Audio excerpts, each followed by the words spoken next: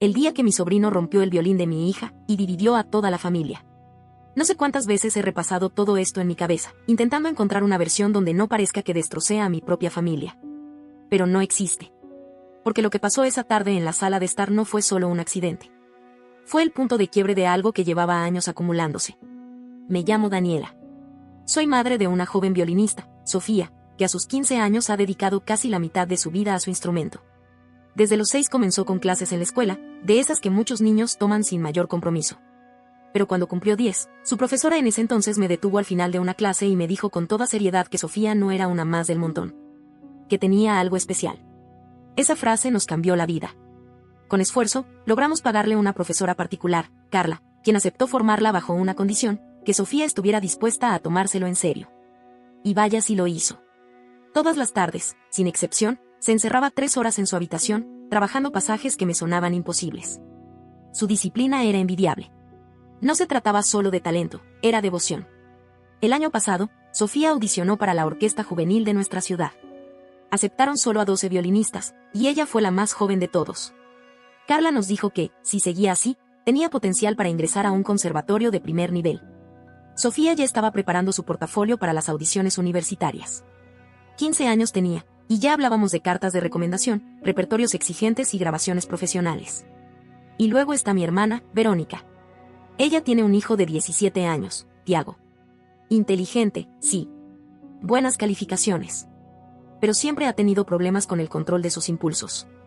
Cuando era pequeño, rompía los juguetes cuando algo no salía como quería. Decíamos que era normal. Pero mientras crecía, sus reacciones se volvieron más preocupantes. Una vez, durante una discusión con Verónica por no dejarlo salir, le pegó una patada a la pared del comedor y dejó un agujero. Ella siempre encontraba una manera de justificarlo. Que era un chico apasionado. Que maduraría. Que los varones son así. Tiago y Sofía nunca se llevaron bien. Era como si su sola presencia lo irritara. En cada reunión familiar, había alguna provocación. Él decía que ella era una consentida, que se creía especial por tocar música clásica. Recuerdo una Navidad en particular, hace unos 3 años, cuando Sofía interpretó un solo en la iglesia. Una pieza de Bach que había ensayado durante meses. Todo el templo quedó en silencio mientras ella tocaba. Fue un momento mágico. Después, varias personas se le acercaron a felicitarla. Pero Tiago, que estaba detrás de nosotros durante la misa, se pasó toda la interpretación cruzado de brazos, poniendo los ojos en blanco. Al salir, murmuró que Sofía siempre tenía que ser el centro de atención. Verónica se rió y dijo que los chicos de esa edad no aprecian la música clásica. Pero yo vi cómo le cambió la expresión a Sofía. Desde ese día, dejó de hablar de sus presentaciones cuando estábamos en reuniones familiares. A medida que Sofía fue creciendo, los logros también aumentaron. El año pasado ganó el primer lugar en una competencia regional de secundaria. Fue algo grande, le dieron una beca simbólica, y salió en un artículo del periódico local. En la foto salía abrazando su violín, con esa sonrisa de orgullo que yo tanto amo. En la siguiente cena familiar, Tiago no tardó en soltar su veneno. Dijo que tocar violín era una pérdida de tiempo, que nadie iba a pagarle por eso, y que en YouTube estaba todo si realmente quería aprender. Verónica trató de intervenir, le pidió que fuera más comprensivo, pero lo dijo riéndose, como si todo fuera una broma entre primos. Yo sabía que no lo era. El incidente que cambió todo ocurrió durante nuestra barbacoa anual en julio, en casa de mis padres. Asistieron unas 20 personas, como siempre. Sofía llevó su violín porque una de nuestras tías le había pedido que tocara algo después de la comida. Se instaló en la sala para calentar. Puso su estuche sobre la mesa de centro, montó su atril y empezó a practicar suavemente. Yo estaba en la cocina con mi madre, Teresa, preparando el postre. Entonces escuché la voz de Tiago entrando a la sala. Empezó a bromear con que Sofía estaba nerviosa. Que seguro se iba a equivocar frente a todos. Ella no le respondió. Siguió tocando. Pero él siguió, preguntando por qué tenía que practicar algo tan fácil. Que solo quería presumir. Que a nadie le interesaba escuchar música clásica en una parrillada. Luego escuché la voz de Sofía alzarse. Le pidió que la dejara concentrarse. Tiago se rió. Y después, un ruido seco, contundente. Un golpe contra el suelo que me heló la sangre. Corrí hacia la sala. Sofía estaba parada, inmóvil. Su violín estaba en el suelo, hecho trizas. El mástil separado, el puente destrozado. Vi a Tiago, con las manos en los bolsillos, junto a la mesa. Dijo que fue un accidente. Que tropezó con el atril al salir y el violín cayó. Pero yo sabía que no era cierto. Cuando salí de la cocina, Sofía tenía el violín en las manos, no en el atril. Y el atril seguía en pie, sin moverse. Carla siempre nos decía que ese tipo de instrumentos deben manejarse como si fueran de cristal. Y Sofía lo sabía. Mis tíos y primos llegaron en segundos. Sofía, en silencio, se arrodilló y comenzó a juntar los pedazos. Le temblaban las manos. Puso el mástil dentro del estuche como si estuviera guardando algo vivo que acababa de morir. Mi esposo, Ángel, se acercó para examinar los restos. Tiene conocimientos de carpintería, y con solo mirarlo dijo que era irreparable. Ese violín había costado casi $4,000. Carla nos había ayudado a conseguirlo a través de un distribuidor especializado. Era ideal para el estilo de Sofía, con un sonido que se ajustaba a sus técnicas como un guante.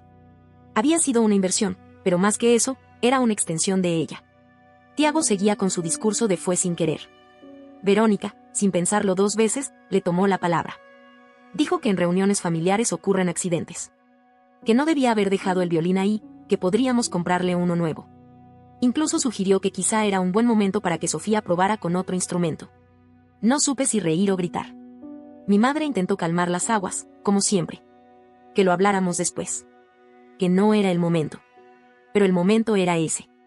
Porque si lo dejábamos pasar, se iba a diluir, como tantas otras cosas. Sofía tenía una competencia en 6 semanas. Grabaciones universitarias en 3 meses. No era simplemente un objeto roto. Era una oportunidad perdida. Un futuro comprometido. Y no podía permitir que todo quedara en un malentendido. Le dije a Verónica, frente a todos, que Tiago tenía que hacerse responsable. Que no podíamos fingir que no pasó nada solo porque era de la familia. Ella se puso a la defensiva enseguida, como si la hubiese acusado de algo imperdonable. «Estás diciendo que mi hijo es un mentiroso», me soltó, con esa mirada incrédula que tantas veces había usado para evadir cualquier reproche. «No estoy diciendo nada que no esté a la vista», le respondí. El violín no se rompió solo. Ella insistió en que Tiago era un buen chico, que nunca había tenido problemas en la escuela, que sacar buenas notas era prueba suficiente de su integridad. Pero yo no estaba hablando de su boletín.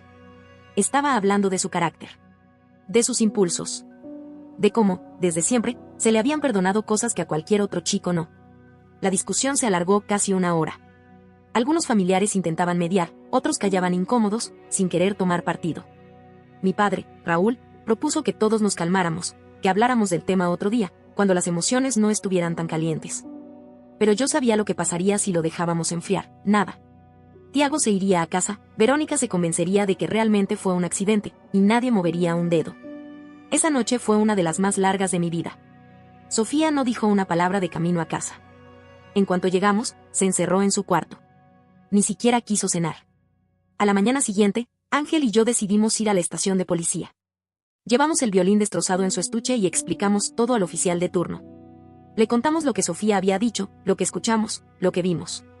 El oficial nos explicó que, debido al valor del instrumento, se podía tratar como destrucción de propiedad en grado de delito grave. Que dependía de las circunstancias, claro, pero que valía la pena hacer un informe formal. Sofía prestó su declaración. Habló con la voz apagada, midiendo cada palabra. Contó cómo Tiago la había provocado, cómo lo ignoró hasta que él se acercó y, en un momento, le arrancó el violín de las manos y lo arrojó contra el piso. Fue directo. Sin matices. La policía contactó a Verónica y Tiago para conocer su versión. Él repitió que fue un accidente. Pero su historia cambió varias veces. Primero dijo que tropezó con una silla, luego que intentó esquivar a Sofía, que perdió el equilibrio. Cada vez era un detalle distinto. Esa noche, Verónica me llamó. Estaba alterada, llorando. Me pidió que detuviera todo esto. Que estaba arruinando la vida de su hijo por algo que podía arreglarse con dinero. Me ofreció pagar otro violín. Pero no entendía que no se trataba de dinero. Se trataba del tiempo que Sofía había perdido. De las competencias que no podría afrontar. De las audiciones universitarias que ahora estaban en riesgo. 3 días después, la policía fue a su casa y arrestó a Tiago. Lo acusaron formalmente de destrucción de propiedad en grado de delito grave. La denuncia se sustentó en el valor del instrumento y en el testimonio directo de Sofía, que afirmaba que él se lo había arrebatado y arrojado intencionalmente. Verónica, por supuesto, contrató un abogado de inmediato y pagó la fianza para que quedara libre. La fractura en la familia fue inmediata. Algunos creían que lo correcto era que Tiago enfrentara las consecuencias. Otros, muchos, en realidad, pensaban que yo había ido demasiado lejos, que era solo un chico, que los errores se cometen. Mis padres intentaron mantenerse neutrales, pero era evidente que se sentían incómodos con todo. Mi madre, en especial, evitaba hablar del tema. Cada vez que se lo mencionaba, desviaba la conversación o me pedía que dejara de remover las cosas. Sofía intentó seguir practicando con un violín prestado del colegio. Pero la calidad era pobre. El sonido era opaco, la respuesta lenta. Carla, su profesora, nos dijo que su técnica seguía siendo impecable, pero que se notaba la frustración. Le costaba controlar la dinámica, y eso afectaba todo. Comencé a investigar opciones de reemplazo, pero no es tan simple como ir a una tienda y escoger uno. Cada violín es único. Carla se ofreció a ayudarnos a encontrar uno con características similares, pero advirtió que el proceso de adaptación sería lento. Mientras tanto, el abogado de Tiago le recomendó declararse no culpable. Afirmaban que fue un accidente, que no había intención de dañar nada. El juicio se programó para dentro de 4 meses. Verónica dejó de hablarme. Cortó todo contacto. No respondía a mis mensajes ni mis llamadas. Dijo que lo que yo estaba haciendo era cruel. Que estaba usando el sistema legal para vengarme. Pero yo no buscaba venganza. Solo justicia. Y si eso me convertía en la villana de esta historia, lo aceptaba. Porque vi a mi hija sentada en el suelo, con los pedazos de su violín entre las manos, sin poder decir una sola palabra. Porque vi cómo su pasión fue reemplazada por el silencio. Tiago no solo rompió un objeto. Rompió una parte de ella. El juicio comenzó 2 semanas atrás. Yo había intentado prepararme mentalmente, pero nada me preparó para lo que iba a escuchar. Desde el primer día, fue evidente que el abogado de Tiago intentaría sostener la narrativa del accidente. Todo giraba en torno a que el valor del violín era irrelevante porque no había intención de hacer daño. Pero el fiscal había hecho su tarea. Llevó a Carla, la profesora de Sofía, como testigo. Ella explicó con precisión cuánto valía el violín y por qué no era cualquier instrumento. Dijo que se trataba de una pieza seleccionada con esmero por su calidad sonora y por su compatibilidad con la técnica de Sofía. Pero más allá del valor monetario, lo importante era el rol fundamental que ese violín jugaba en su futuro. Carla testificó que Sofía era una de sus alumnas con mayor potencial. Que su progreso había sido tan rápido y sólido que ya estaban construyendo juntas un portafolio competitivo para ingresar a un conservatorio de alto nivel. Pero la verdadera sorpresa llegó cuando el abogado de Tiago llamó a testigos de carácter. El primero fue su profesor de matemáticas, quien afirmó que Tiago era un buen estudiante, educado, sin historial de problemas. Luego subió al estrado su entrenador de fútbol. El entrenador comenzó con elogios, que era un chico comprometido, que entrenaba con disciplina. Pero durante el contrainterrogatorio, el fiscal le preguntó si Tiago había tenido conflictos con otros jugadores. El entrenador dudó. Y luego lo admitió. Tiago había sido suspendido 2 veces durante el último año por conducta agresiva. La primera suspensión fue por empujar a un compañero menor durante una práctica, después de que éste cometiera un error trivial. La segunda, por lanzar sus botines contra la pared del vestuario tras ser sustituido en un partido. Verónica se desfiguró cuando escuchó eso. Al parecer, no tenía idea. Se la pasaba repitiendo que su hijo era intachable, ejemplar, y que nunca haría algo así. El fiscal también presentó documentos sobre el valor real del violín, que ni yo misma conocía. Resultó que había sido fabricado por un luthier de renombre, cuyos instrumentos se habían revalorizado en los últimos años. Teníamos los registros del distribuidor, facturas, certificados. El violín valía incluso más de lo que habíamos pagado. El segundo día, Sofía tuvo que testificar. Fue el momento más duro. La vi en el estrado, nerviosa pero firme. Contó cómo ocurrió todo, cómo Tiago la provocó, cómo ignoró sus comentarios hasta que él se acercó, le quitó el violín de las manos y lo lanzó contra el suelo. Su voz se quebró un par de veces, pero nunca retrocedió. Tuvo que hablar también del después. De cómo no pudo presentarse a 2 competencias importantes. De cómo las grabaciones para las audiciones se retrasaron. Algunos programas solo aceptaban postulaciones en momentos específicos del año, y ella ya no podría postularse hasta el siguiente ciclo. Dijo que perdió meses valiosos. Carla había logrado encontrarle un violín de reemplazo, pero costaba $6,000. Incluso con el seguro, tuvimos que pedir un préstamo para cubrir la diferencia.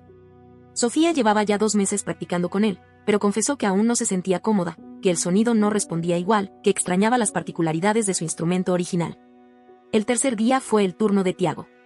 Subió al estrado y repitió que todo fue un accidente. Que nunca quiso dañar a Sofía ni su violín. Pero sus palabras eran vacías. Cuando el fiscal le pidió que explicara cómo exactamente había ocurrido, su relato volvió a cambiar. Dijo que se tropezó, que se desestabilizó, que el violín se cayó. Pero no supo decir cómo acabó tan destruido, ni por qué el atril seguía en pie, ni cómo el violín llegó del regazo de Sofía al suelo si él no lo había tocado. Cada pregunta era una grieta más en su versión. El golpe final vino cuando el fiscal le preguntó por sus comentarios hacia Sofía. Tiago admitió haber dicho cosas por molestar, que era una forma de bromear entre primos.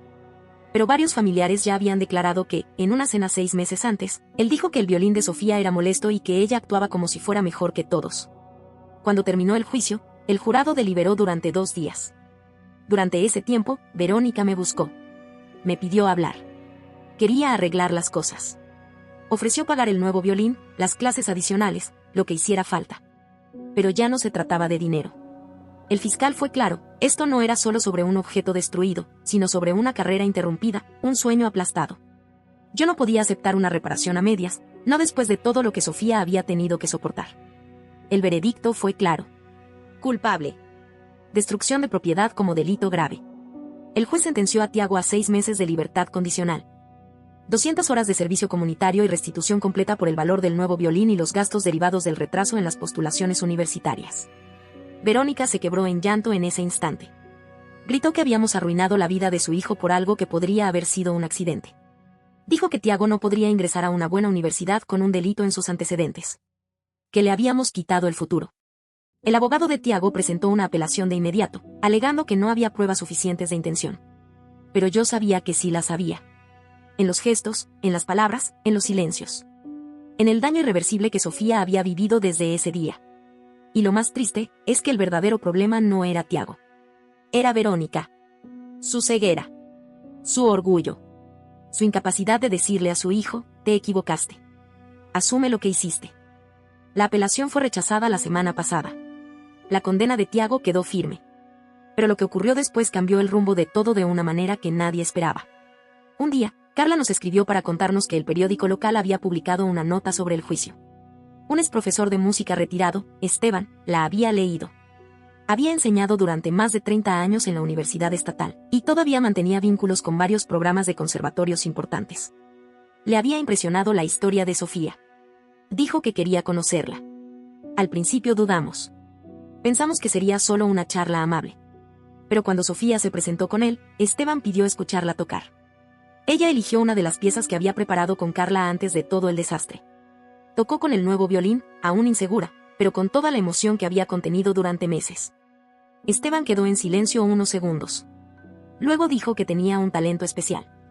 Que incluso con las dificultades que había enfrentado, su musicalidad era madura, profunda. Y que podía ayudarla. Le ofreció escribirle cartas de recomendación. Contactó a responsables de admisiones de 3 conservatorios en los que había trabajado. Dijo que la historia de Sofía, no como víctima, sino como alguien que perseveró, podía hacer que su postulación destacara. Resultó que Esteban también tenía un motivo personal. Su nieto había sido víctima de acoso escolar, y sentía que Sofía representaba una forma de resistencia. Una joven que no se dejó vencer por una agresión disfrazada de accidente. Mientras tanto, supimos que Tiago había perdido la admisión en la universidad que era su primera opción. Cuando la institución se enteró de sus antecedentes, retiraron su oferta. Verónica contrató una consultora educativa para ayudarlo a encontrar otras opciones, gastando miles de dólares. Ahora apuntaban a universidades menos selectivas. Tiago también debía cumplir su servicio comunitario en una fundación que ayudaba a reparar viviendas para familias de bajos recursos. Según mi madre, que aún mantenía contacto con Verónica, él estaba molesto por no poder salir con sus amigos, y se quejaba constantemente del cansancio. Seguía sin aceptar del todo lo que había hecho. Pero Sofía, ella floreció. Bajo la mentoría de Esteban, comenzó a grabar un portafolio nuevo. Más avanzado, más desafiante. Tocaba en pequeños recitales organizados por Esteban, ganando confianza, experiencia. Por primera vez desde la ruptura de su violín, la vi sonreír mientras tocaba. Verónica volvió a llamarme. Me dijo que Tiago quería disculparse. Que organizáramos una reunión familiar. Que él ya había entendido cuánto daño causó. Pero cuando le pregunté si Tiago dejaría de repetir que fue un accidente, ella se puso a la defensiva. No puedes obligarlo a decir lo que tú quieres, me dijo. No. Pero si sigue mintiendo, su disculpa no vale nada. Colgó. Mi madre insistía en que debía mostrar compasión. Que Tiago era solo un adolescente. Que ayudarlo a salir adelante sería un acto de familia. Pero nadie hablaba de Sofía. De las noches en que no podía dormir. De los meses perdidos. Del esfuerzo silencioso por rehacerse. Luego supimos que Tiago había violado su libertad condicional. Lo encontraron desmayado en su coche a las 2 de la mañana, en el estacionamiento de una tienda. Había estado bebiendo, siendo aún menor de edad. Ya había faltado a varias citas de servicio comunitario sin justificación. Su oficial de libertad condicional recomendó que cumpliera tiempo en la cárcel. Verónica, desesperada, Pidió que escribiera una carta para pedir indulgencia. Que dijera que Tiago estaba arrepentido. Que no merecía ir a prisión. Me negué. Durante un año entero, Tiago dijo que Sofía había mentido. Que lo habían incriminado. Nunca mostró arrepentimiento real. Nunca se hizo cargo. Ahora que enfrentaba las consecuencias, Verónica pedía piedad. Pero cuando Sofía lloraba frente a un instrumento que ya no respondía a su mano, ¿dónde estaba esa empatía? Tiago fue sentenciado a 90 días de cárcel, más un año adicional de libertad condicional. Verónica me mandó un correo largo, acusándome de destruir la vida de su hijo por venganza. Que Sofía ya lo tenía todo, conservatorio, becas, mentores. Que yo seguía castigando a Tiago por algo que ya estaba superado. No respondí. Porque nada de eso fue venganza. Sofía no consiguió esas cosas gracias al juicio. Las consiguió a pesar del juicio. A pesar de perder su instrumento. A pesar de que media familia la trató como una exagerada. Este otoño, Sofía comenzará la universidad. Estudiará con los mejores profesores. Esteban consiguió que asistiera antes a un programa intensivo de verano. Aún extraña su violín original, lo sé, pero el nuevo ya comienza a sentirse como una extensión de sus manos. Hace poco, ocurrió algo inesperado. Tiago apareció en nuestra casa. Solo. Nos dijo que entendía si no queríamos escucharlo, pero que necesitaba intentarlo. Dijo que estaba arrepentido. Que no solo se equivocó al destruir el violín, sino al mentir, al minimizarlo todo. Que había comenzado a buscar trabajo, que quería estudiar en una universidad comunitaria, y que quería disculparse con Sofía cara a cara. Yo no supe qué responderle. Pero fue Sofía quien dijo que lo vería en la próxima barbacoa familiar. Y así fue. Esa tarde, en casa de mis padres, Sofía tocó una pieza corta después de la comida. Tiago fue el primero en levantarse, la abrazó y le dijo que estaba orgulloso. Tuvieron una conversación a solas. No sé qué se dijeron. Pero ella volvió con los ojos tranquilos. Verónica no asistió. Mi madre tampoco dijo una sola palabra durante la tarde. No me importa. No necesito reconciliación con ellas. Me basta con ver a Sofía volver a ser ella misma. Más fuerte. Más segura. Más música. Sí, todo esto nos destrozó por dentro. Pero a veces la verdad, aunque duela, es el único camino hacia algo más sano. No me arrepiento de haber defendido a mi hija. Y no me pesa que la familia me juzgue por eso. Porque Sofía valía la pena. Y siempre lo valdrá. No olvides dejar tu opinión en los comentarios, dejar tu like y compartir este video.